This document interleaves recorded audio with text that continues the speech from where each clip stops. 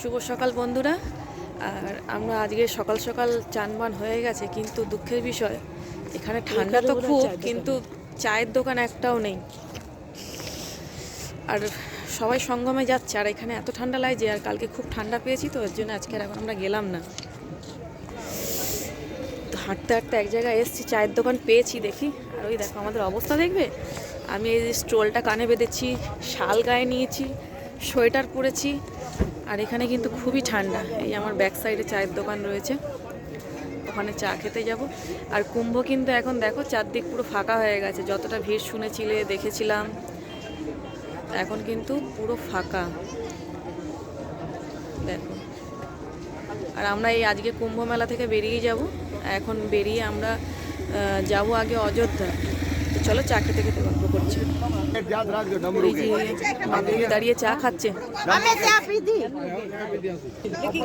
আর এই ঠান্ডার মধ্যে চা না খেলে ভালোও লাগে না।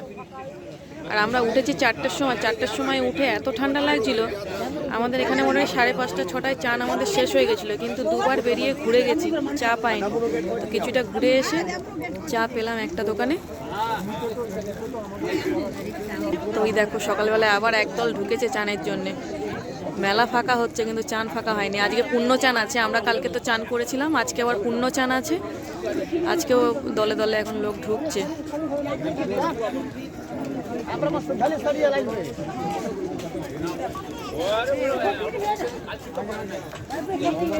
পূর্ণ চানের জন্য সবাই ঢুকছে।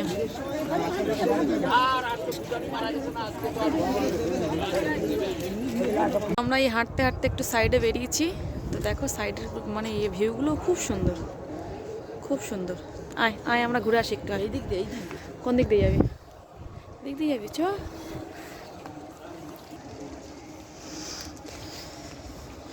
ওরে বাবা, কাট দিয়েছে। চারদিকে খড়ের বাড়ি ফাড়িগুলো খুব সুন্দর লাগছে।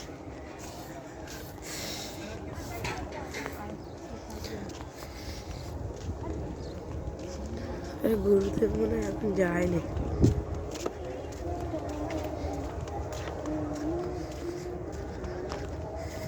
একে ঠান্ডায় হাত কাঁপতেছে।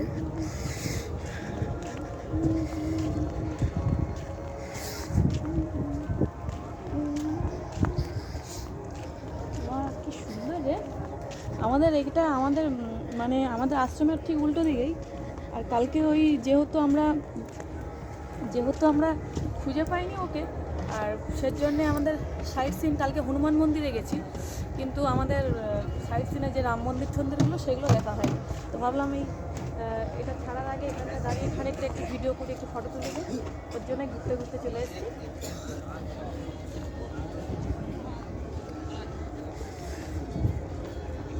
খুব সুন্দর লাগছে।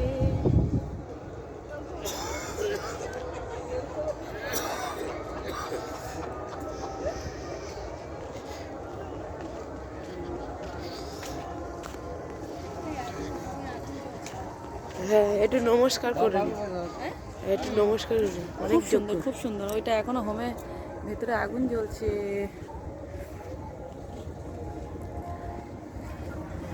এই যে বান্ধবী প্রণাম করতে গেছে।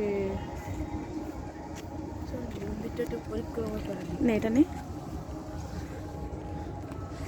আর সত্যি বলতে কালকে একজন হারিয়ে গেছিলো, তো খুব মনটা খারাপ হয়ে গেছিলো, যার জন্য আমরা মেলায় এসে কুম্ভতে মানে ঘুরতেও পারিনি, শুধু ওকেই খোঁজাখুঁজি চলেছে। আর আমরা হনুমান মন্দিরেই ঢুকেছি ব্যাস, তারপরেও খুঁজে পাওয়া যায়নি বলে আমরা আর রাম মন্দিরে, 108 শিব মন্দির ছিল সেই মন্দিরে আমরা আর ঢুকতে পারিনি।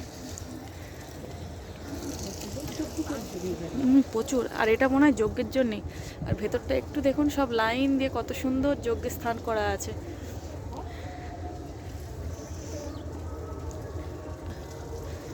না কি সুন্দর দেখ, মানে এক লাইন দিয়ে সব বসেছিল, সব যজ্ঞের স্থানগুলো কত সুন্দর লাগছে দেখতে।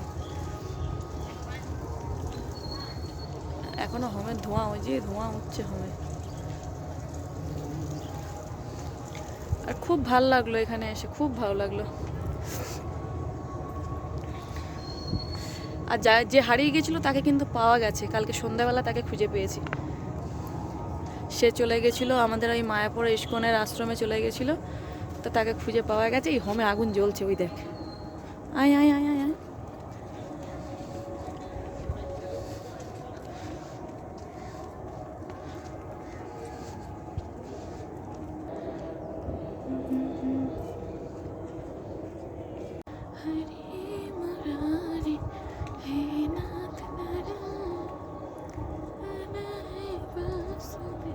এটা পুরোটাই যজ্ঞস্থান।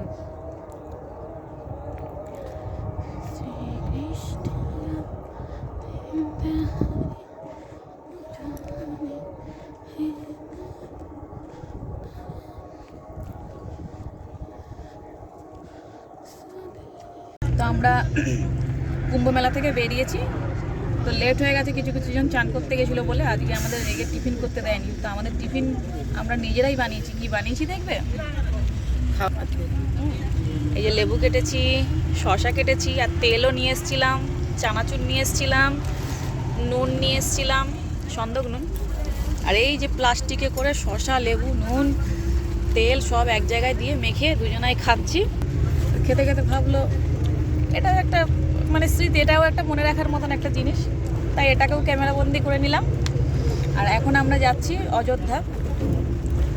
তো ওখানে সবে কটার সময় ছাড়লো আমাদের বাস? ওখান থেকে 11টার সময়, না 11টার সময় আমাদের বাস ছেড়েছে। এখন কটার সময় পৌঁছাবো যায় না। তো ওখানে বলছে নাকি অনেক ভিড় আছে, মানে রাস্তায়ও জ্যাম আছে, কাল থেকে গিয়েও নাকি অনেকে পৌঁছাতে পারেনি।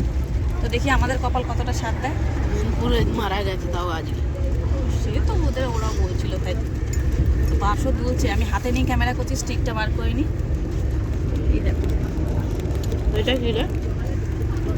ছোলাটা